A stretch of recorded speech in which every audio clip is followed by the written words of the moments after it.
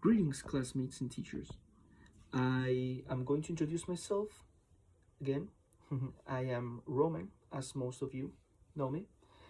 I have been working as an English teacher for almost 5 years. I am currently working in a high school and in a junior high.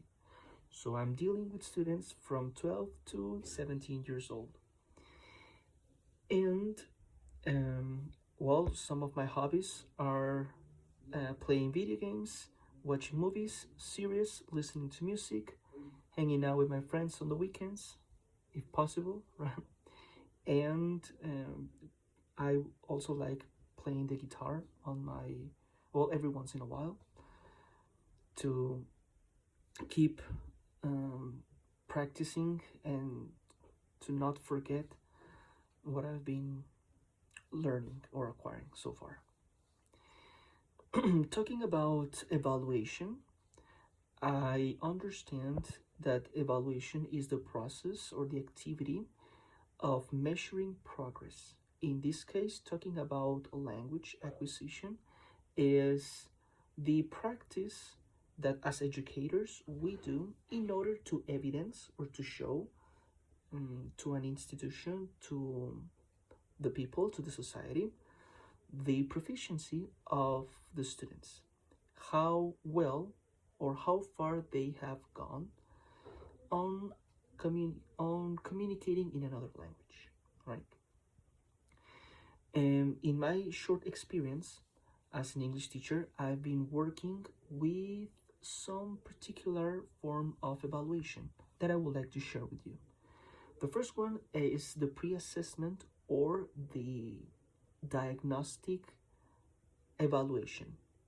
This one we already know that the aim of this particular assessment or practice is to identify our students' progress from previous courses or from previous classes. This helps us to realize where are our students in terms of level, in terms of vocabulary, in terms of proficiency. This particular evaluation, I find it good one because it's very good to see where are our students placed. But the disadvantage that I see in this diagnostic evaluation is that not many students take it seriously because it is an evaluation that doesn't count at all.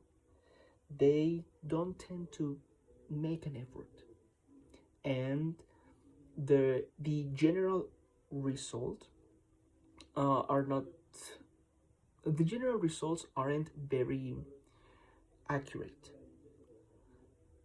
Okay, that's the diagnostic assessment or evaluation. Another one that I would like to share with you is the formative assessment. This one I have quite of experience with this because I've been using it throughout exams and tests. We know that the formative assessment aims to determine the progress of a student with a certain purpose.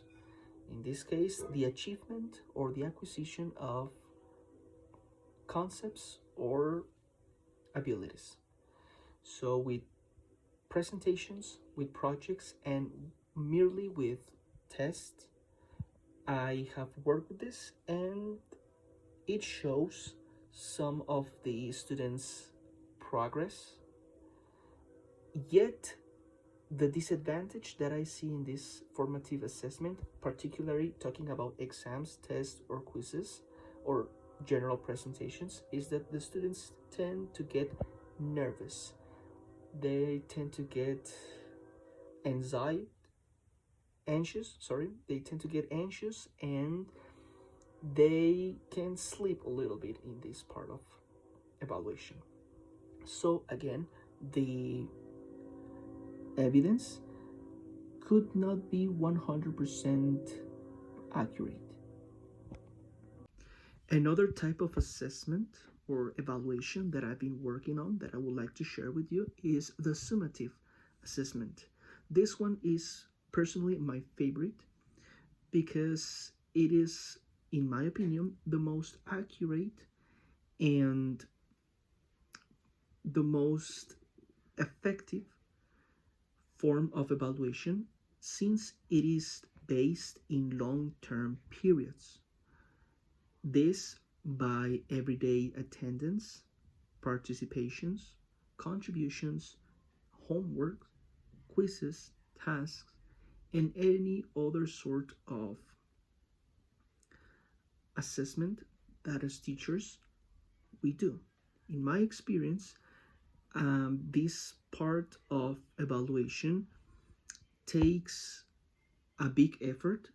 One of the disadvantages would be that as teachers we need a lot of preparation because we need to design our rubrics, we need to consider the syllabus and our timing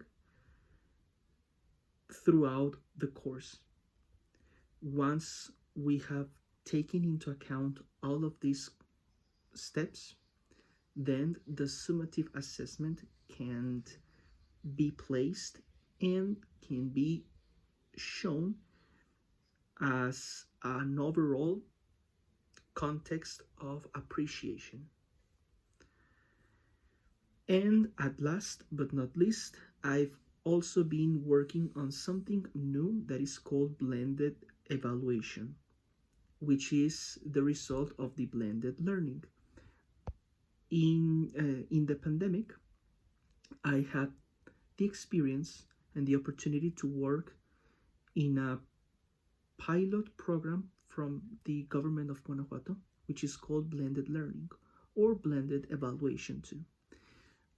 I'll explain a little bit. In this type of evaluation, the students were working on a platform and other days were working in a traditional class, face to face with me. So on the part of evaluation, I grade my students through their use through the usage of their platform. So every activity that they were doing it, I would grade it and check it out through some rubrics and some activities, but merely on the platform. Later, I would grade them in terms of pronunciation and speaking abilities through oral or small conversation tests. So with that, I was mixing up um, the grade, the grading from the platform and the grading from those conversations. It was okay, but also I would say that one disadvantage of this blended evaluation is it's very time consuming and it also requires so much discipline from the students because they needed to commit on the face-to-face classes, but also they needed to commit on the usage of the platform. So many students weren't that constant. Therefore, I wasn't able to really show an evidence of a really precise progress on the target language. Well, that's all from my part. I hope you had enjoyed my brief experiences and my anecdotes. So I would like to read you or listen to you very soon. Thanks again. Bye bye.